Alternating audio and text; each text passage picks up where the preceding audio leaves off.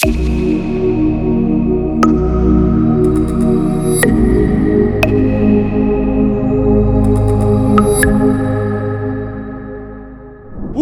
are back in the studio. Thank you very much for all of our listeners out there, and thank you for joining us again on Higher Density Living. For everybody that is an absolute fucking know-it-all in the comments, thank you very much for your pretentious attitudes. You want to know something? We screw up, we're human beings. Yes. Sometimes we get a date wrong, but man, do they hammer you. Oh my God. I think one of us made a comment about what century it was. Yeah, and it was all like, like these guys. It's like, all right, yeah, sum up the 300 plus episodes, thousands of hours behind the mic. Sum that up because we screwed up something about a century. Yeah, I know. Yeah. My bad. You know what? You're right. We're a bunch of dumb idiots. I like when they say, the fun part for me is when they they'll quote something like that, and then they're like, I'm out. Like, the one little thing. Later. I'm like, well, obviously you don't have a relationship. Yeah, and secondly, if you're out, 2 more people just replaced you. Yeah, exactly. Thank you. It's not, and somebody like that's not willing to understand or be spiritually evolved, and then understand when you're communicating with a human that the things that are being said are not going to be, it's taking the grocery list. You're going to miss 1 or 2 things. Oh, if you don't write it down. And I'm not. Our mind can't. We're just you and I are just off the cuff all the time. And half my shit is like bro science, which isn't even real. I'm just guessing. I'd have you do my heart transplant. Yeah, exactly. See, what do I do? I just stick my hand in there? I guarantee you, that's a big cavity. I guarantee I could figure it out. Because you fuck around, you find out. Fuck around, find out. That's what people are doing. You know what happens too? What we say is also very emotionally charging for a lot of people. Yeah. So they're like, yeah, fuck that shit. And then they got to focus on things they don't want to focus on, whatever. Well, I think a lot of it too is if you're not a happy person and you're not creating these self-aware take it out on moments. Bring it all day. It doesn't. It's not Send affecting. Send it through the digital comments. Well, yeah. I mean, that's what it is. Plus you can hide behind, X, formerly Twitter, is the same way. It's even worse, because there's like this free speech thing, so it's like everybody's anti-Semitic all of a sudden. I don't know why, but do you know how many Jews there are in the world? Do you know how many Jews there are in the world? Probably a small percentage. No, come on, go ahead. 3%. No, just give me a number. Oh, number? How many Jews are in the world? Yep.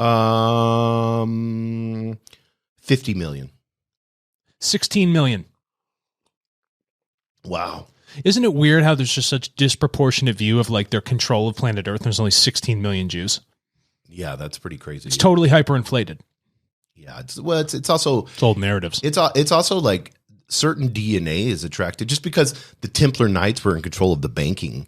That doesn't mean I'm a descendant of a Templar Knight, so now I'm part of the Illuminati elite because I like finances or banking. Do you know how many people we work with? Because all the Jews are in New York. They're all in finance. There's a cultural they're in Israel. Thing there.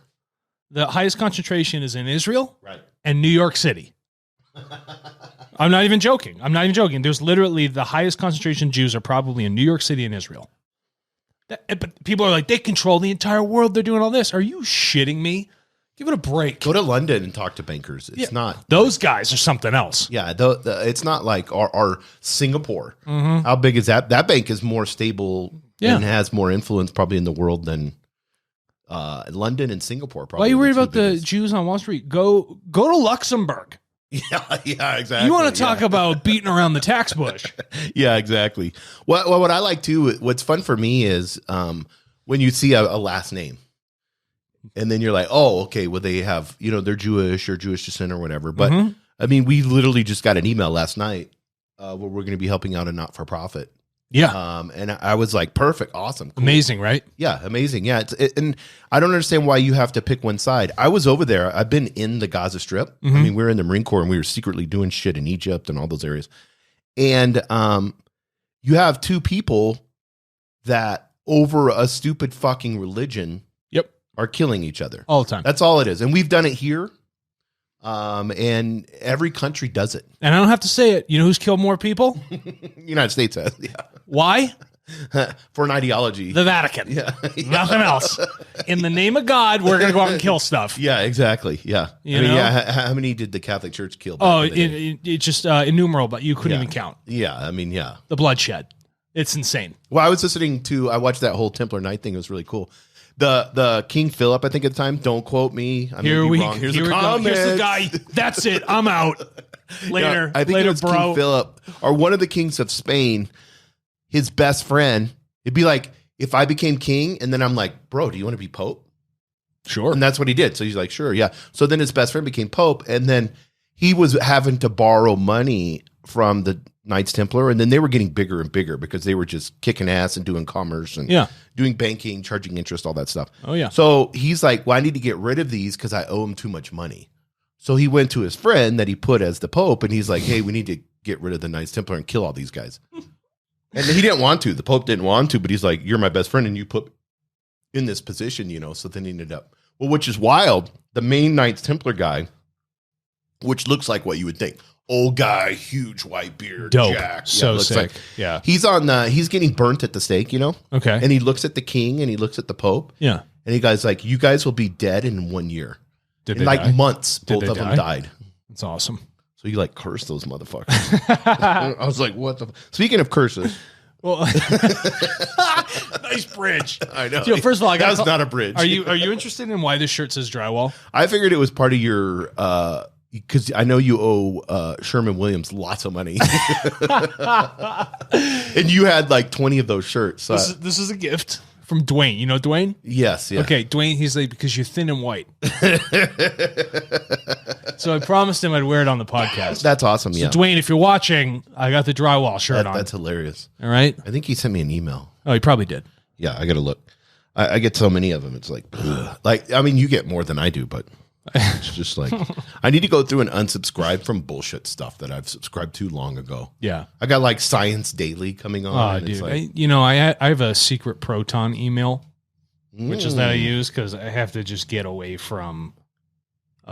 That's where you commune with the reptilians. Oh, that's the only reptilian people. Reptilian only use Proton mail. Negative extraterrestrials. Orion group. The Roman Catholic Church. We only use Proton mail. Yeah, if you wanna be part of the dark seedy. Yeah. If you want to be on the dark side, like Darth Vader, I have very good comms with him.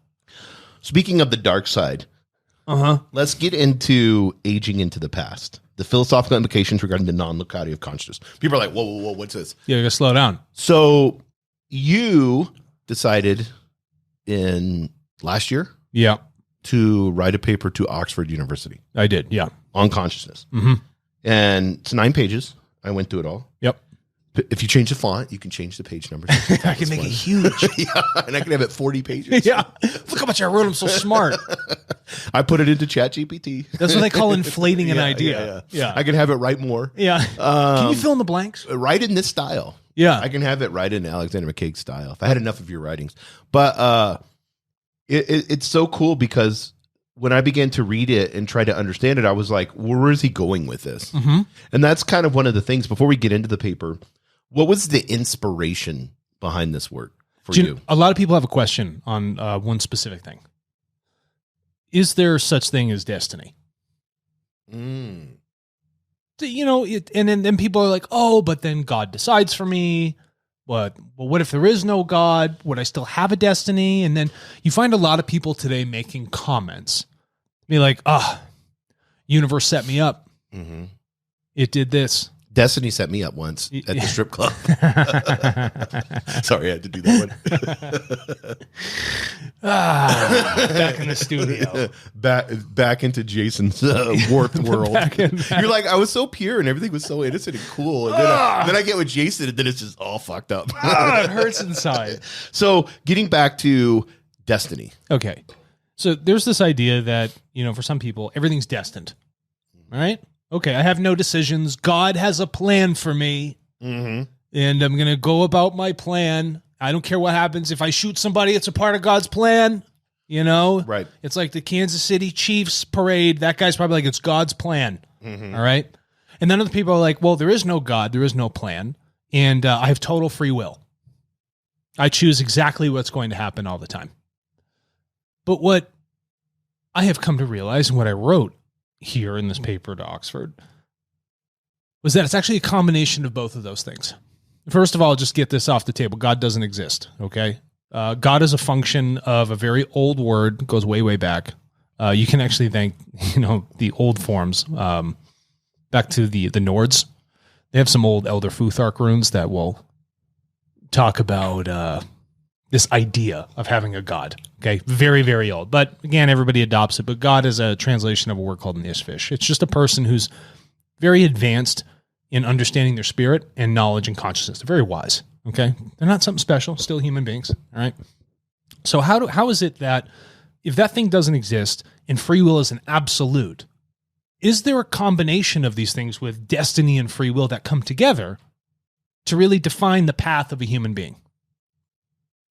You seeing this? Yeah, no, I know exactly where you're going because we've talked about this so many times. But what I'm wanting the people to be able to understand is what was the inspiration behind it? Like, what inspired you to actually get, start typing away on your laptop and do this paper? Like, were you thinking, like, why would you send it to Oxford? Okay, because humanity at large is inherently ignorant of its capabilities, because it is. Because of that, we need to start at a very fundamental place and help show through scientific study and logical, rational thought, just linear rational thought, that yes, this is the starting point for us. This is something we can step off of that will actually help us evolve and not be ignorant of the choices that we're making. And what I wrote here is not to be like, oh, that's so cool. It's spirit science and all that. No. What I wanted to do was talk about something that is almost inherently ignored all the time. And then bring that back to the level of me as a human being and be like, okay, what does that mean for me today? And what does that mean for me in my future? Mm-hmm. And is there really a future? What am I actually developing into? People said, like, what's the point of life? Right. Well, if you're asking that question, then are you even going to worry about destiny? Would you even challenge things like free will? Or do you have this stupid comment online? People say, oh, the answer to life is 42. No, it's not. How could it possibly be? I mean, it's nothing. It comes from a stupid sci-fi novel. We needed to find a fundamental piece which people could rely on and say, oh, okay, I do need to be responsible. There are elements of destiny and elements of my own free will that come together to define what my life looks like. And is there a way for me to make better choices today rather than wait to make the mistake, right, and then try and correct it, say, 30, 40 years from now? Yeah, this reminds me, when you're looking at non-locality, and we'll get into that in specific, but this reminds me of people not understanding that you're in third density. The human experience is happening on that chessboard. Yeah. So what does that mean? In that density, there's laws. Correct. That operate, and you're operating in those. Now, you may want to be fourth density, and it's cool to talk about what sixth density beings look like and collective consciousness and all that. But the here, the now, like I was talking to somebody the other day, I was like, it's okay that you're feeling like you're suffering. You don't have to deny that feeling because that's a third density feeling. Yeah. Like that's part of the human experience. Like you're not going to learn unless you have the experience. That's precisely correct. So why would we not understand consciousness at the level that we're at so that gives us, and you're getting into what everybody talks about, and that's understanding meaning internally, not externally. Yeah, correct. Because everything, and I'm going to share a little tidbit, everything in this entire creation develops from the inside out. Yes. Everything. Your thoughts, your body, universes, everything develops from the inside out. So for here, when we think about evolving as third density, three-dimensional beings on this planet Earth floating around in the vast cosmos on the outer edge of the Milky Way, we are developing from the inside of our thoughts, and everything that happens internally is a reflection on the outside. It's creating. Always creating. Yeah. All the time. The point here, and the reason for writing something like this, is that there are tidbits of information that I've put throughout this paper to show that you can have a more profound third density experience if you understand what allows you to exist, okay, and also how to exist. Knowing that you're here is one thing. I exist, okay. But how do I continue to live properly? How do I continue to align with the thing that allows me to exist? Yeah, it's the know thyself. At the deepest level. Yeah. Because once you know yourself, then you can know everything else on the outside, correct? Yeah, and I want to get into we'll get into this part separately, but how did the developmental scientific research at Stanford Research Institute and then remote viewing, because you list this in your paper, and then your studies on the human dream state, because I know you're into dreams big time. We've had a ton of episodes. You've interviewed people on this. Sure. How did the remote viewing and the dream state shape your conclusions in the paper? Because it seems like that melds. They definitely come together. Yeah. Okay, so one of my practices when I wake up in the morning, I write down your dreams, everything that I can remember that had happened. Yeah. I have hundreds of pages of this, okay? What I found is that over the course of time, what people call precognitive experiences, where you've experienced it in your mind before it becomes experienced in our very physical reality, like pinch me, I'm awake, okay? These things were happening very frequently. And then events were occurring that I wasn't even a part of. And then when I would go and converse with people on these events, they'd be like, how did you know that? And I said, I didn't know. I only experienced it in my dream state. And I'm only sharing with you what I dreamed. It was very shocking for people. And then I become very curious. I'm like, how is it that my subconscious is feeding all of this information into me into the dream state? Is there any way I can take that sort of activity and move it to when I am awake? Yes. And then start to get creative with how I live my life. If I can know this information ahead of time with some degree of accuracy, why would I not lean into something like that? And if I can record my dreams, and every other mammal on this planet is having dreams, everybody has the same ability to do this. You just need to continue to refine that path. You tracking with me on that? Yes. So I found this group, Stanford Research Institute, Hal Puthoff, Russell Targ. Physicists in their own regard. People are going to try and bash them online. You're going to see all this stuff. Fuck off. There's enough statistical evidence and invoices from the federal that they've given to the federal government. The federal government has paid them tons of money. There's videos on it to do stuff for the CIA, NASA, and the U.S. Army. Yeah. Okay. To take this aspect of what was happening for me in the dream state and apply it to the wake state. And they use it for national security reasons. I was doing it for personal reasons.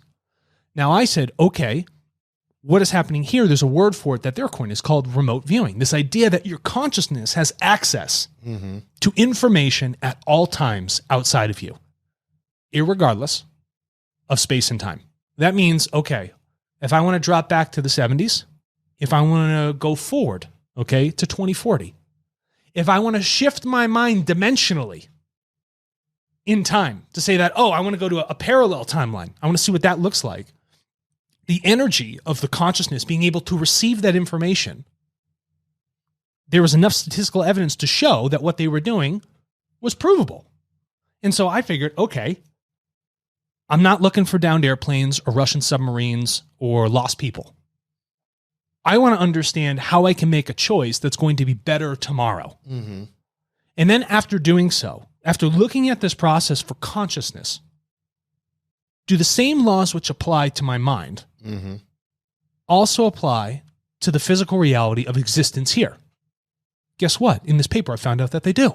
Well, I want to stop you there because I want a lot of people to, because they'll instantly, with the raw teachings, you see the same exact thing where they were going into down planes, lost people, where's the Russian ships at? And then raw, and then the first questions were, what's Bigfoot? Where are the aliens? How are the pyramids made? And you saw raw didn't get frustrated, but was like, we're cutting this off. Like, these questions are not, I'll answer them, but at the end of the day, is this really what you have for me? It's the same thing, because in why would not a collective consciousness, they're not concerned about a Russian submarine. No. So yeah, you could probably get fairly accurate and get there on that. But at the end of the day, the study would have been better off if it would have been, and they were doing it for now and spiritual in nature. It would have been more accurate too. Oh yeah, sure. Because then now you have I don't want to use, let's use the word blessings of the collective conscious. You know what I mean? I do. And if you think about this conceptually, it's something that humans always do. We take really cool stuff And fuck it up. and we fuck it up, or we use it for like a fraction of its total value. Yes, that's a big one. Yes. Okay. And we do this with tech all the time. Mm-hmm. All right. So I figured, how is it that I can talk about the bridge between the consciousness itself and then the development of creation, this universe we live in, and then a step further, free will and destiny. It was an interesting bridge because let's consider this now. I'm going to go look forward in time with my mind. Some level of statistical accuracy. How is it possible for me to pull in information for an event that hasn't occurred yet? I'm asking. Well, I mean, from a spiritual sense, there is no, in those higher dimensions, there is no time space. Okay. All right. So, I mean, we could. So, scientifically, they would say dimensions have different rules, laws, physics. All right. But let's take it back for a second. All right. Don't use your cheat card. Mm-hmm. Assume you're only in the physical.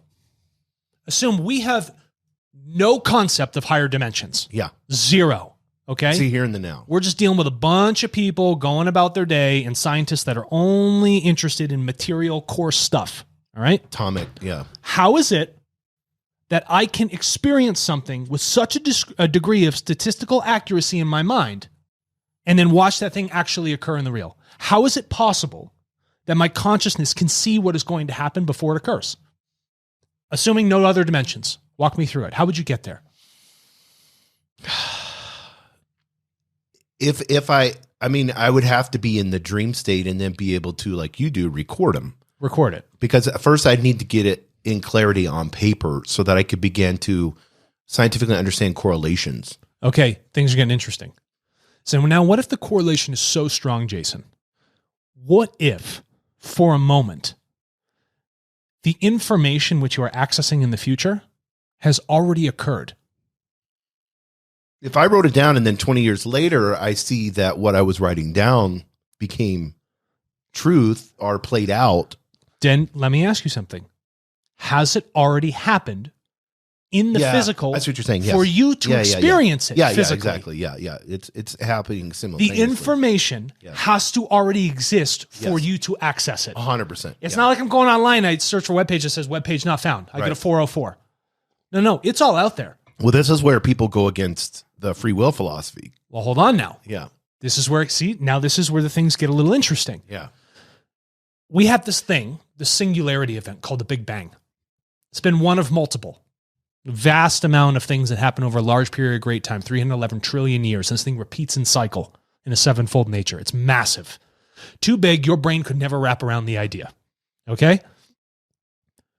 When that thing exploded to create our universe, and scientists will agree with this, all material, physical coarse material, created itself in that moment.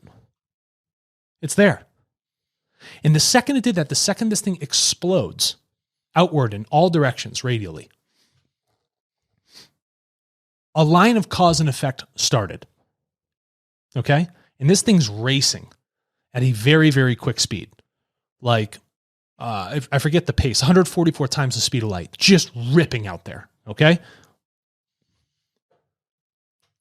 Everything has now been set in motion. Mm-hmm. The motion now does not stop.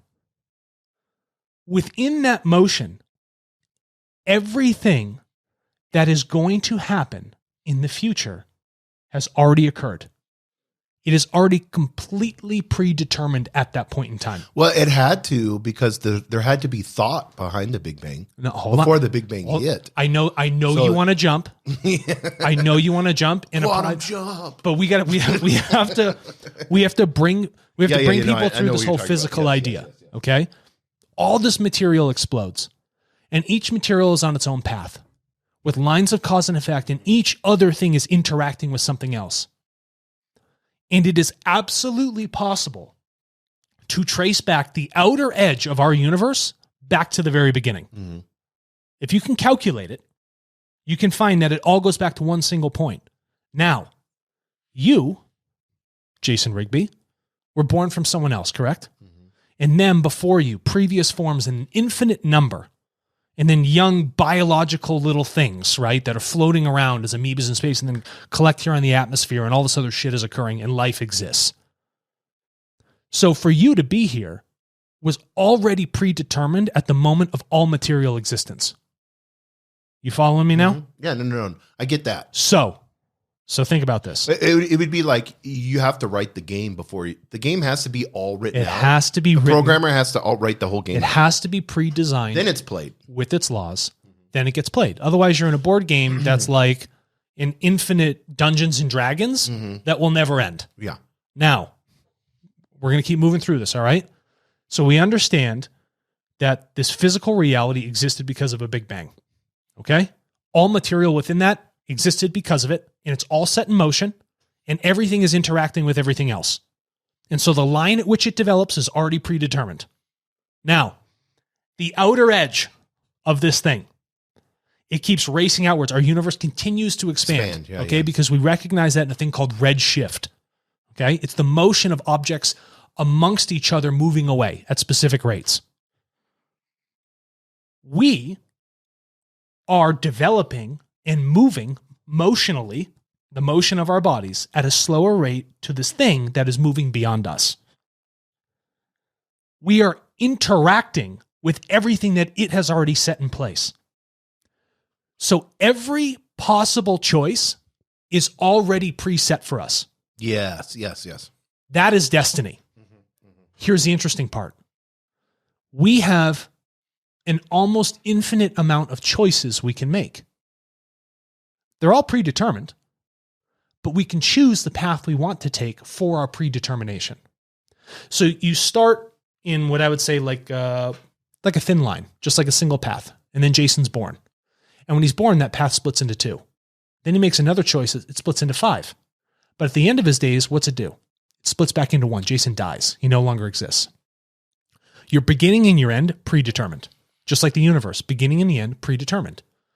But amongst that, all of the information of choices exist, and you now get to use your free will for what path you want to take that leads you to your end destination. Well, I mean, to go back to the game reference, because that helps a lot of people, it's like I'm in the charge of the controller. I can move however I want. I can go towards that mountain. Great metaphor. I can go into that building. Great metaphor. So that's the free will, even though everything around it is designed and preset. Correct. So if all of these things exist and we are operating in it, all of this stuff has already happened. What do we consider that? The past. It's already happened, correct? Everything that can possibly happen has already been set in place. So all we do is we are making decisions through the past. So let me stop you there because this is my next question, and this is going to go right into this. Can you elaborate on the ethical and philosophical implications of your conclusion that everything in the universe is already known? So I want to say, let's do the ethical part and then the philosophical. Sure. Here's an ethical part. Everything's already known. So that means you are 100% responsible for all of your decision making and cannot pass that responsibility to somebody else if you have the ability to access all knowledge at any time. Right. Sorry. It doesn't matter what the fuck you say. You are responsible for every motion, action, thought, word that comes out of your mouth, all of that. You're 100% responsible. That cannot be passed off. So now the human being has to consider the choices that it's making. It has to consider how its morals and ethics are going to develop. Because if you have access to something, but you choose to be ignorant of it. Yes, exactly. At the cost of not only your own life, but other lives. That's the most anti-creational, that's the most unloving thing you could possibly do. To yourself. Yeah. To yourself and to others. Yeah, and to others too. Yeah. Okay. And so now when you have the development of these ideas, you stop for a moment and you think, wow, if that's the case, and all these things are interlinked and I'm just interacting with them, that means absolutely everything I do is going to have an effect not only on a human being, but every other form of life and non-life that is out there in this universe. And when I put it out there and it all ends up in the same place, that means it has to come back to me. I need to be very thoughtful about the actions which I take. Because of cause and effect. Because of cause and effect. It only has one place to go. So ethics with cause and effect begins to, for a human, I'm going to keep going back to the game analogy because we have a young 20-year-olds that mostly listen to us. So, I've played Call of Duty. You get a guy that's really good. You're kind of like, let me just follow behind you. And then maybe I'll get one or two people, but you're killing everybody in front of me.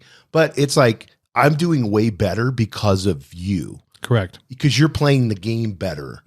You know the rules. You know where everybody's going to be at. And so for me, it's kind of, there's an influence. Yes. Do you see where I'm going here? Correct. So ethically with cause and effect, there's an influence that is happening by me understanding who I am. Precisely. Knowing thyself has an influence on the rest of the world. So what happens here? The frame of your reference no longer becomes an external frame of reference. Everything you do is internally understood first. Yes. You start to weigh your decisions and choices totally differently, and then your world begins to form externally. I love that. Yes. So you have an internal dimension of you that becomes refined. And then philosophically, you realize, I don't need to have a God. Yeah. I don't need to have gurus. I don't need to rely on teachers. I need to find my own self-reliance. Plant medicine, the whole list. Anything external from me Yes. truly becomes non-real. Why? Because I internally begin to understand and then create that realm of existence outside of me. Because I have the controller. And I start to understand the framework, the dimensions that allow existence to occur from creation itself. And if I align with that as perfectly as I can, my evolution becomes so succinct.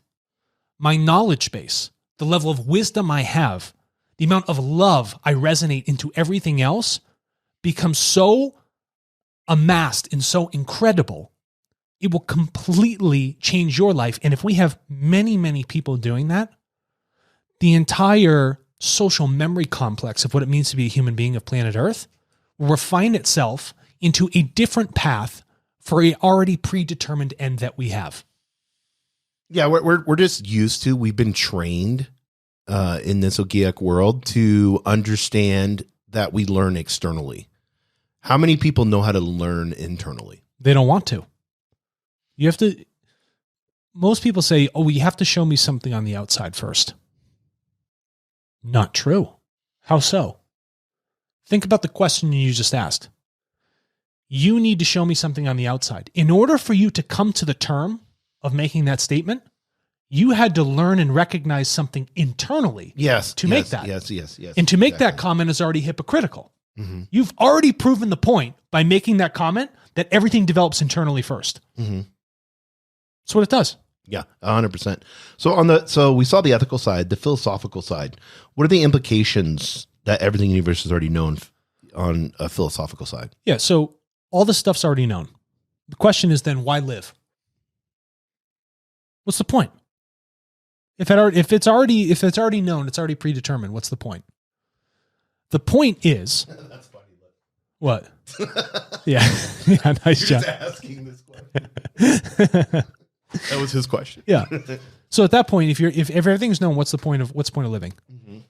The point of living is the whole chunk of free will choice in between the predetermined end. Okay. This is big. This is really, really big. So let's stop right there. So let's explain that. So I want to commit suicide. I hate myself. Sure. I hate the world. I have tons of self-pity. I'm depressed. Mm-hmm. Why should I live, Alex? So you already know you're going to die. So what are you doing shortening the path to your death just so you can repeat a process? For you, your goal is to learn and act in the most aligned way with what allows you to exist possible. That is your goal. And when you make a comment to say, I'm depressed or I'm suicidal, I want to end this stuff now, or I don't want to be a part of society, your stagnation has already killed you. And what you're going to do is end up repeating this process over many, many lifetimes until you learn the fact that you keep coming back, because if the universe continues to exist, there will be another form that will birth you out, and your spirit's going to sink itself right back into another fleshy human body. and you're going to go right back to repeating and learning all over again. Yeah, it's when you die in a game and then it respawns. Yeah. It's like Halo, it's like You're just going to keep you're right in the you're same going to keep level. respawning. Here you so go. for you should be like, hold on a second. Mm-hmm. If it's predetermined, the beginning and the end, how do I want to live to the end then? Do I just want to stop living to get to the end? Do I just want to shut that down? Do I just not want to make choices anymore? Not only is it going to be damaging to yourself, but when you think you're committing suicide to escape these things, you're damaging others, and that energy continues to float around, those thoughts. They smash into other people. When you come back, right, those thoughts will reciprocate themselves, and they're going to smash into you again, and you're going to have to figure out how to wrestle with that stuff. Because everything's interacting with itself all the time. You cannot stop the motion. So you need to live within the motion. You need to start to make choices that work with this alignment, work with this motion, that are most fundamental to your existence. The philosophy of your life is to strive for a higher perfection than you currently are in. And right now you're thinking in an imperfect nature. So before you go make the decision to kill yourself on your imperfect thought, try and think about a perfect thought. Consider that for just one moment. And then with that train of perfect thoughts, then consider suicide. Because at that point, you're not going to be thinking about it. Yeah, of course. You're going to be like, that doesn't even make any sense. The philosophical implication of this is that you become the guidepost of your own life. Rather than saying the world is coming after you, or you are the victim or consequence, or the universe, thanks for putting it in your direction. No, wrong. Mm-hmm. The universe isn't teeing you up. You tee yourself up within this universe. And that leads me to our next question, challenges to modern society. In what ways do you believe your research's paper challenges the social and political structures that were built upon natural freedom and perceived rights? Yeah, so you have things like John Locke, right? Lock in your rights. Mm-hmm. And you have other freedoms which the forefathers of the United States figured out. They're like, yeah, we can just put some of these things into our Constitution, right? And our Declaration of Independence or our Bill of Rights. We got to confine all these things into some idea and then respect these freedoms, blah, blah, blah, blah, blah. Now, there are aspects of human consciousness that have not thought about the totality of what allows them to exist. So these documents, modern society is actually built off of imperfect laws. Because our laws, which we've created, a good majority of them, don't have all the fundamental pieces of existence in place. Like for those laws to even be a thing came from a human thought. Mm-hmm. But is that human thought in alignment with the initial thought of what this creation was, the impetus of this idea? No, it's not. So we need to then go back and consider, okay, if the philosophy says I need to be totally self-responsible and the end is predetermined just as much as the beginning, how are we then as a collective going to live our lives? How are we going to choose to take the best path possible? Rather than society defining for us as individuals how you should live your life. Yeah, that makes sense, yes. Laws and regulations of current modern day society put you in paths that say, for instance, one, you don't have to be responsible, or two, if you do something, you're going to go to jail, right? Or in some other states, they're going to put you to death. But in doing so, again, you stop the life as a total. And those laws aren't actually protective of what it means to be a human being, to exist, and to perfect yourself. We have time, we have space, we have this existence because it gives us the ability within our free will to learn many, many things, to refine ourselves as a whole.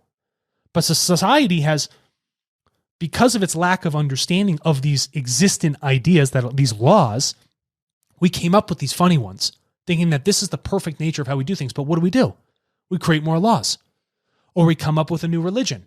Or we come up with more religions with more laws internally in them to guide people on how to live. But guess what? Those are unnecessary external things.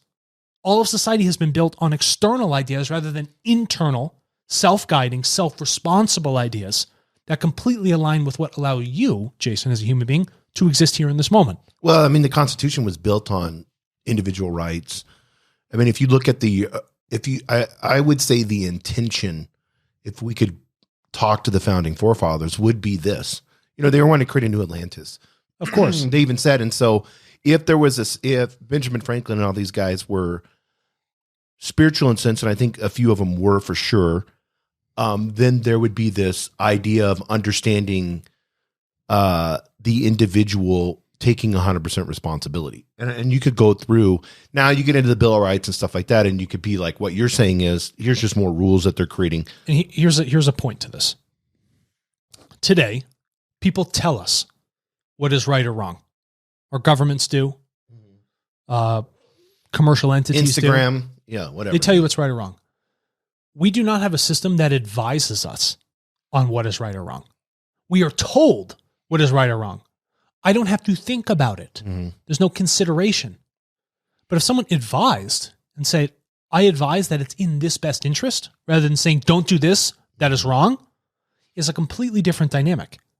Or guide you in self-aware questions. This is my point. Why are you feeling that way? Or so, what? So our institutions, our governments act as this very material God. Oh, 100%. And then you have religion on the other side. They join forces as church and state. And then you have this non-physical, non-existent God being determining laws for you. And then you have the laws of a government determining how you exist your life. Yes. And you are not making choices for yourself. And you're constantly thinking about external things rather than focusing internally. How do I operate within a non-real realm of all this shit that has been made up telling me this is how society should look, when those fundamental ideas don't even align with a creation itself? And you can see that it's played out, because what happens with cause and effect? Well, I mean, we're destroying the planet. Sure. I mean, we've literally seen this played out for 200 years. What happened when we created religions? What's the effect? People died. Yeah, people died. Yeah, exactly. Sure. Power centers were created. People as a whole became weaker. Their minds became weaker. Their pineal glands calcified. Cancer rates have gone up. Our technology is shit. All of these things have surmounted upon themselves, right? Because, why? We don't understand the fundamentals of why we're here. So I wrote this paper because these core ideas, these base ideas of a predetermined beginning and end, and our ability to interact amongst those 2 points on this timeline, that's the special sauce. And if we can access information that allows us to make the choice that is most appropriate, most loving, most wise, most respecting of free will internally, then we're on the right path. But your goal then is what? Is it to just be a human being and to kill myself? No. This thing, this creation, which you and I live in, Jason, only wants one thing for us. It wants us to exist so we can evolve. Its interest is not to see you cut things short. It has given us all of the material in one singularity event to be as creative as possible, and to see how quickly can we learn, not only as one individual, but as a collective, to feel the laws of existence, to feel that love that has been given upon us. That's the goal.